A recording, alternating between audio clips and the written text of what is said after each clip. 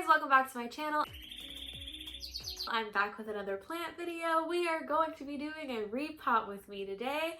I haven't done one of these in so long and I feel like this is definitely a much needed video. I had my last final on Tuesday. It was the worst week I think so far in nursing school that I ever had. It was bad. I am going to be doing like a Q&A type repot with me today. I have had so many plants that I just need to repot and I just have been ignoring them because I've been way too busy. But today we're going to be putting them either into soil or to LECA. I thought that I didn't have any more LECA, but it turns out I had like this big pot of like dirty LECA. I boiled it for 15 minutes. I soaked it in like hydrogen peroxide. I've done a bunch of stuff to this LECA, so I'm really hoping that it doesn't end up, you know, hurting my plants. I am only actually going to be putting 2 Hoyas in LECA today, and then the rest of them I'm going to be putting in soil because like they don't really need to be in LECA in my opinion. So yeah, that's what we're going to be doing today. Let's just start repotting. I haven't talked to you guys in so long. It's been forever and I don't know how I've done it. I've literally caught myself like talking to myself. Something weird is going on here. I'm not sure how to detangle this, but I have like my Syngonium rayii cuttings and some siltepecana cuttings, and it seemed to have fused together. But I guess I'm just gonna be repotting this together. What was I saying? Oh my god.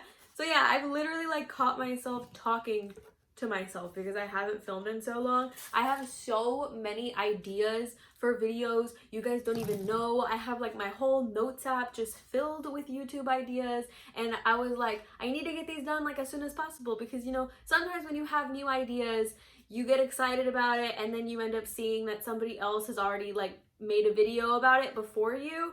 So it ends up feeling like you're copying them and then it just feels weird to actually do the video. But yeah, that did happen to me already and it made me kind of sad.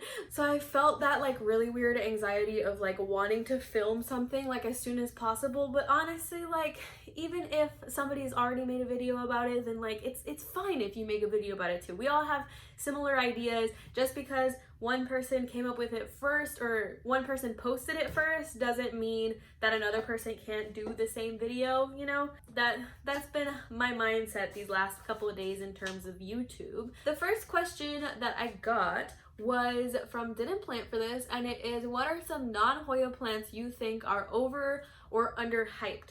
So overhyped, like pretty much all of the rare plants that are out there that are like rare even though they're being sold all the time. Like I don't like pink princesses at all. I don't see myself ever buying a pink princess. Like this is not happening. I can guarantee y'all that you will never see a pink princess in my house ever. I don't know. I don't see the appeal. It also grows funny. So I don't really see why people love it so much, but I mean, like, to each their own. It's fine. If you like pink princesses, like, you have every right to like pink princesses. They are cute. I think some of them can be cute. It's just, I think the majority of them are not. So, yeah. And then, like, the most underhyped plant in my brain is probably, I've been looking into, like, Hoya relatives. I found that, sarcostemas. I've never heard anybody talk about a sarcostema before. I've really been seeing if maybe I could buy one. I'm just not sure. I think the only place that I've seen them for like a good price has been eBay, and I don't want to buy on eBay anymore, y'all. They're really cool. They have like really cute little flowers too. Like I'm pretty sure they're in like the milkweed family. Their flowers are pretty similar to Hoya's, and it reminds me of like Aspardioides. Because they're like kind of sticks and they don't really have leaves, but it's cool because their flowers are different. So yeah, I am a fan of those. I would like to own one of those one day, and I think that they're pretty underhyped because I've never heard anybody talk about them. So yeah, there's that one. The next question that I got is from Ileana Guerrieri.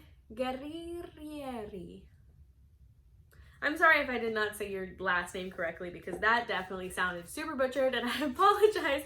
But Ileana asked, if I had to name a future child after a plant, what would it be? So I actually, like, you know, as a girl, I think a lot of us think about like baby names, like, you know, before even being close to having a child. And I've actually always really liked the name Azalea. Azalea is a plant, and I just think it's so pretty. Like, I like names that start with A's. My name starts with an A, it's Alessia.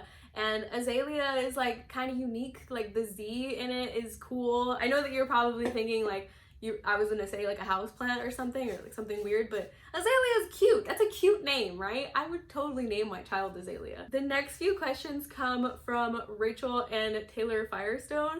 So Rachel, you can find her at rmfirestone on Instagram.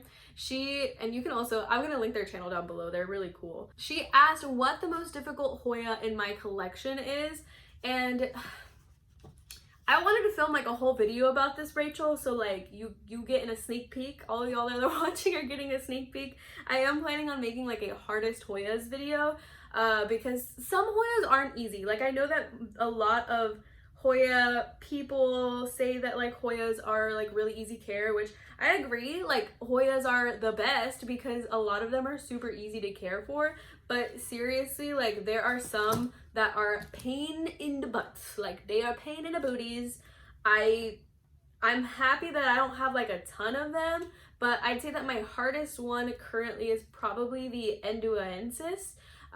It's definitely a hard one. I have to constantly have it on like a heat mat. I recently moved it into my grow tent, like as you guys saw. It was just, it wasn't fun. It lost so many leaves after I first got it. It was definitely like a rehab plant, so I don't blame it for, you know, kind of sucking. But I've heard so many people have trouble with that plant. I would 100% not recommend that to beginners, like at all. That's that question. And then the next question is, what have I been doing during quarantine?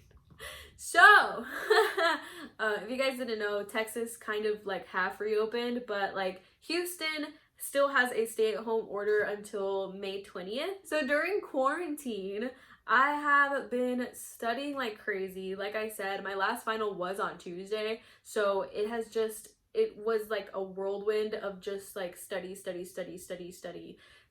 and it was bad. It was not a fun time.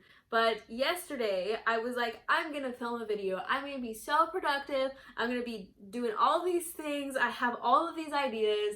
And then Wednesday rolled around and I was exhausted. Like, I was like, no, I can't do anything today. Today is a self-care day. I am taking a shower because I hadn't showered in like 4 days because I was dying. Like, I was literally dying. It was awful. But yeah, no, I have been very invested in the Vampire Diaries. If you guys don't know this about me, like, where have you been? Have you been living in a hole? I am a huge Vampire Diaries fan. Like, I'm a weirdo. I'm literally, I know that it's not just me. I know that people out there also love the Vampire Diaries, but like, I have watched the show 100 times and I can talk about it for like ever. I've rewatched the entire series at least 5 times, and pretty much my entire like YouTube recommended is full of just like the Vampire Diaries like scenes, like bloopers, like funny moments, and I'm like, oh my god, this is taking over my life. Like, yesterday was like my chill day. That is probably what I'm gonna be doing for the rest of these days. Probably just watching the Vampire Diaries, maybe watching Supernatural and Gilmore Girls in between. I also really like Criminal Minds. Criminal Minds is like my jam. I love Criminal Minds. I haven't had, I think, all of the time that everybody else has had to watch Netflix, so I think it's like my turn now, you know? So the next question is from Taylorfirestone, and he asked me what channels I watch that are like non-plant channel related. And like I just said, I watch a bunch of the Vampire Diaries stuff because I'm a weirdo. But the other thing that I watch a lot of is fragrance channels. I really like perfumes and nail polish. So fragrance and nail polish channels are probably like the channels that I watch the most outside of plant channels. The next question is from Simple Mom 2017. She asked me if I have any help like maintaining my plants, and no, not really. My mom does like plants, she's just too afraid to take care of mine and accidentally hurt them or harm them, and then she'll feel bad. So she just kind of avoids them, and so she takes care of her plants and I take care of my plants. The next question that she asked was, how long have I been collecting plants? So it's actually only really been like maybe like a year and a half, a little over a year. I'm not 100% sure. Collecting houseplants and like succulents. So the next question is from Mary Sucks. She asked me what my favorite color is. I have a lot of favorite colors. It used to be red. Like I used to love red. Red was so pretty to me, but now I went to UH. I've worn like a lot of University of Houston like t-shirts and stuff in my past videos, so I'm pretty sure y'all know that. But I got my first degree there, and their school color is red, and I feel like I was surrounded by that way too much, and now I'm not a fan of red. So yeah, I don't like red that much anymore. So I would say maybe like a teal or a yellow or a pink. Those are all very different colors, but yeah, those are I think the ones that I like the most currently. Next question is from Plants Etc. She asked me what my second favorite plants are after Hoya. And I think I have to say Anthurium, because Anthurium are pretty. Like they're so pretty. They're a little bit like higher maintenance, I think, than other plants are, but I hate this. I hate how this looks. This is a Monstera like standyleana, and it came out with like the weirdest leaves in water. So now it looks like this. So not the biggest fan of how it looks, but we're gonna put it in there. The next question is from Crazy Plant Lady Scarlet. She asked me what was the first Hoya that I ever got.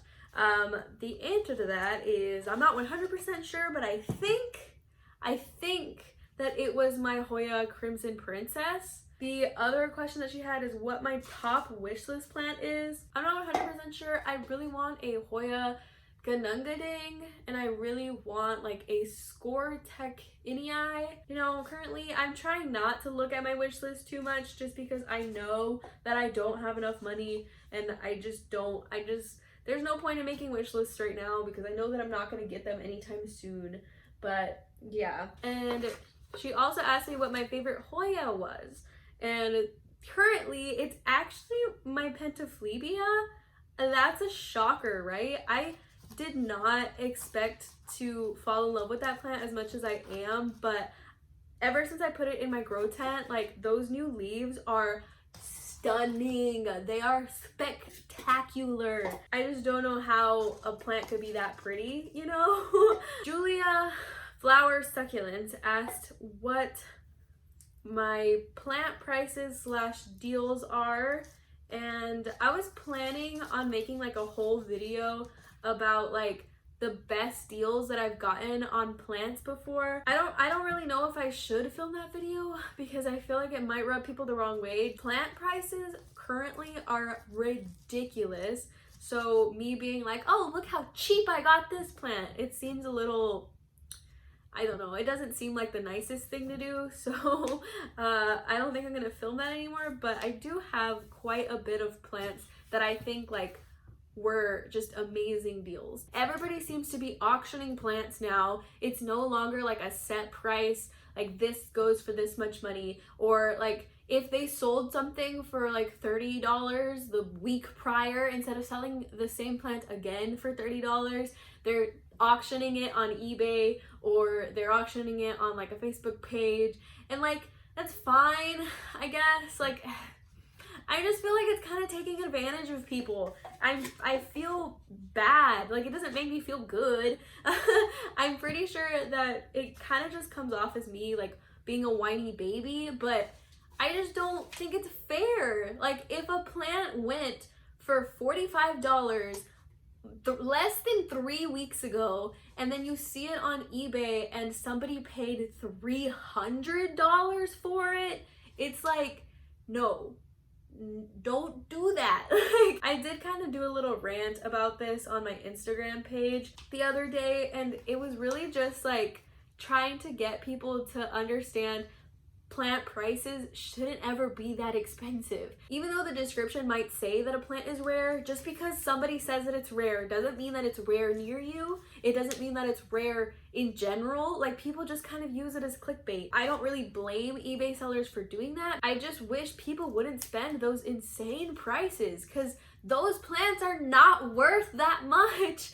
I do know that some people kind of say like, well, don't get mad at a person for like spending a lot of money on a plant they really want. And it's like, yes, I understand that. Like, I know that I shouldn't be upset, and I know that like I shouldn't make that person feel bad, and I'm not trying to make that person feel bad. It's just like I just want to educate people and to say, hey, like, this plant is just not worth that. It's just not worth that much money, you know? It's only being priced that way because people are bored at home. Like, it's only being priced that way because people aren't doing the research on what this plant could be worth. They're just kind of buying the plant because they have the money. And I don't think that's right, because that really just increases and inflates the prices of all of our plants, and we don't need that. Plants can die. You shouldn't be spending that much, you know?